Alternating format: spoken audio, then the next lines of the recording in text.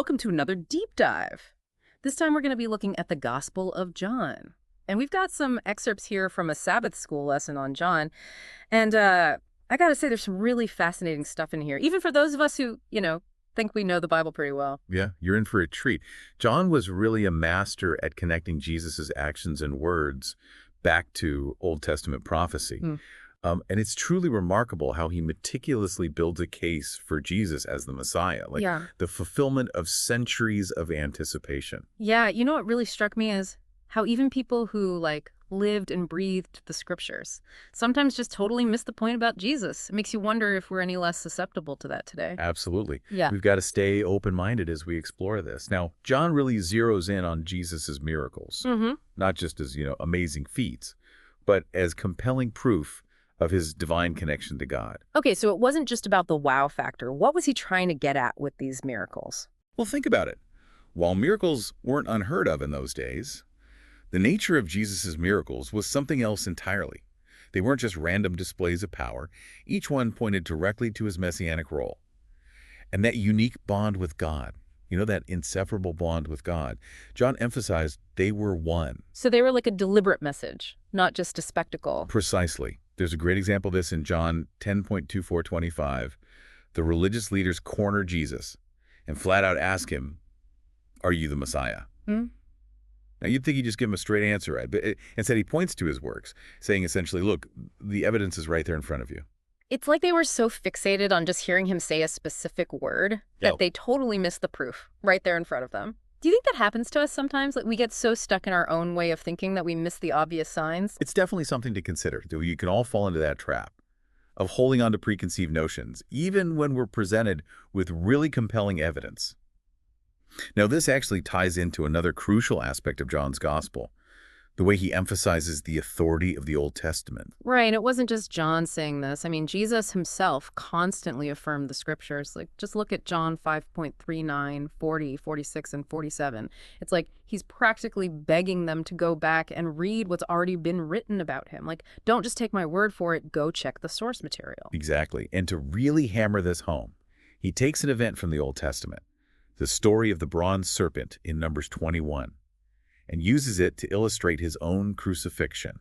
Hold on. Can you refresh my memory on that story? It's been a little while since I read Numbers. Sure thing. So in Numbers 21, the Israelites are grumbling against God and Moses, and they get bitten by these venomous snakes. So God tells Moses to make a bronze serpent and put it on a pole, and anyone who looked at it would be healed. Right. I remember that. But how does that connect to Jesus? Well, Jesus uses this story to show that just as those who looked at the bronze serpents were physically healed, those who look to him in faith will receive spiritual healing. It's like he's giving us the authoritative interpretation of that Old Testament event, revealing its deeper meaning and how it foreshadows his sacrifice on the cross. Wow, that's pretty deep. And it wasn't just Jesus who did this. The other gospel writers and early Christians like Philip were always using the Old Testament to explain who Jesus was and why he mattered. It was like their go-to move. It was their foundation. And here's where it gets really interesting. Even Jesus' own disciples, the ones who were with him day in and day out, didn't fully grasp the Old Testament prophecies about his death and resurrection until after it all happened. John 2:22 and 20.9 point this out. Whoa, really? You'd think they'd be the first ones to get it. It highlights how ingrained certain interpretations can be, even when we're dealing with divinely inspired scripture. Sometimes we need to be willing to let go of our preconceived notions and be open to new understanding. Okay, so let's talk about those Old Testament prophecies that pointed to Jesus. John really goes all in on this, right? He meticulously lays out how Jesus fulfilled these prophecies one by one. Absolutely. To understand the sheer magnitude of this, imagine a swimming pool the size of Texas filled with coins 2 feet deep. Then paint just one of those coins pink and mix them all up. Now blindfold someone and tell them to pick out the pink coin. What are the odds? Well, let's just say I wouldn't bet on it. Exactly. And that's the point. The statistical probability of one man fulfilling even a handful of those prophecies is astronomically small. Yet Jesus fulfilled hundreds. John's driving home the point that this was no coincidence. He's basically saying, don't even try to explain this away as luck. So what are some of those prophecies that John highlights? Well, there's John 1.23, which connects to Isaiah 40.3 about the voice crying out in the wilderness, preparing the way for the Lord. Then there's John 2.16:17, which links to Psalm 69.9 about Jesus cleansing the temple out of zeal for his Father's house. And there's so many more. This makes me think. If someone challenged your belief in Jesus, how would you respond? Could you connect the dots like John did? That's a good question for all of us to consider. It's a reminder that our faith should be built on a solid foundation, something that can withstand scrutiny and hold up under pressure. Absolutely. But here's what blows my mind. Even with all this evidence, there was still resistance to Jesus, particularly from the religious leaders. You'd think they'd be the first ones to recognize him. And that's one of the most puzzling parts of this whole story. John 8.1:12-30 really dives into this dynamic, these religious leaders, Hmm. despite seeing Jesus' miracles and hearing his claims, flat out rejected him. It's like they were looking right at the truth but couldn't grasp it. What was their hangup? Why were they so resistant? It's almost like they had blinders on. They were so set in their ways Yeah. that they couldn't see what was right in front of them. So John is saying that their traditions and philosophies blinded them. Exactly. They were so attached to their own interpretations of Scripture, so focused on the letter of the law, that they missed the spirit of it entirely. So they were religious, but not really spiritual. You could say that, remember what Jesus called them? From beneath. He wasn't talking about their physical location, but their spiritual state. They lack that genuine connection with God, that understanding of true faith that goes beyond rituals and traditions. And that reminds me of what both Isaiah and Jesus himself condemned. Empty religious practices that prioritize outward appearances over genuine faith. Like we see this in Isaiah 29.3 and Mark 7.7. It's a timeless warning against getting caught up in the motions without truly connecting with God.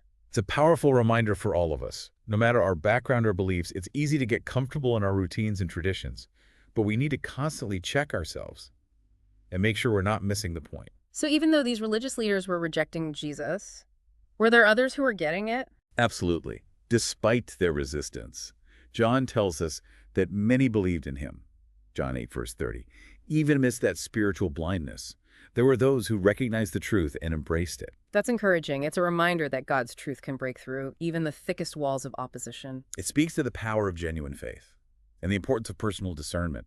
We're all responsible for seeking truth for ourselves, even when surrounded by conflicting voices. Okay, so we see how John highlights Jesus' miracles as signs, pointing to his divine authority, and how he uses the Old Testament to both affirm that authority and reveal Jesus as the fulfillment of prophecy. It's like he's weaving together this intricate tapestry, building a case for Jesus that's impossible to ignore. Exactly. John is meticulously showing us that Jesus is the one who was promised, the one who fulfills the hopes and expectations embedded within the Scriptures. And to really drive that point home, John throws in this powerful analogy about the odds of one man fulfilling all those Old Testament prophecies. Right.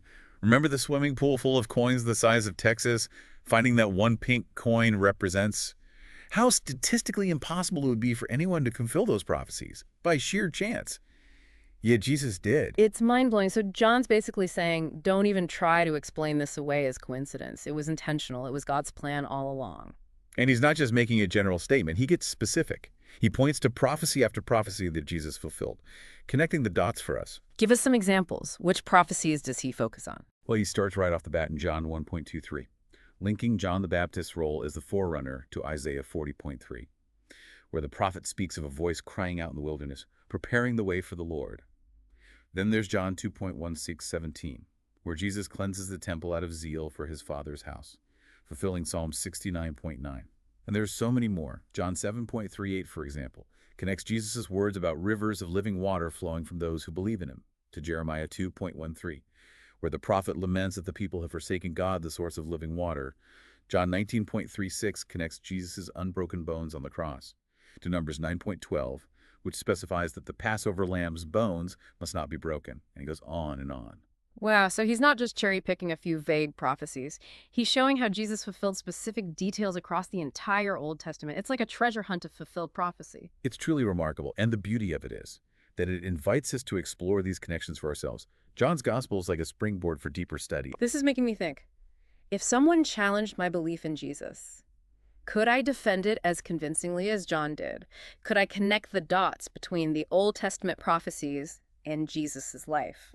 That's something to consider, isn't it? It's a valuable exercise for anyone who wants to deepen their understanding of faith.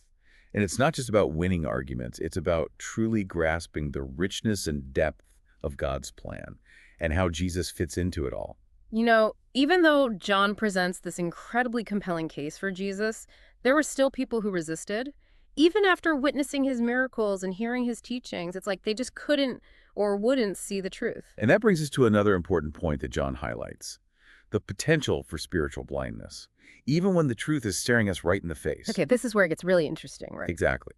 John shows us that sometimes the biggest obstacle to faith isn't a lack of evidence, but a resistance to change, a clinging to old ways of thinking, even when they're no longer serving us. So it's not just about knowing the facts, it's about being willing to let them change us. Precisely. And this is where John 8:1-12:30 comes in. Remember those religious leaders who couldn't accept Jesus? Yeah, the ones who were so set in their ways. Right. Jesus tells them that they are from beneath. Again, he's not talking about their physical location. He's talking about a spiritual condition, a lack of true understanding. So even though they were considered religious experts, they were missing something crucial. They were missing the heart of the matter. They were so focused on outward appearances, on following the letter of the law, that they missed the spirit of it. They couldn't grasp that Jesus was the fulfillment of the very scriptures they claimed to uphold. It's like they were looking at a puzzle, but couldn't see the picture it was forming. A perfect analogy. Yeah. And this reminds me of what both Isaiah and Jesus condemned: empty religious practices that focus on ritual over genuine connection with God.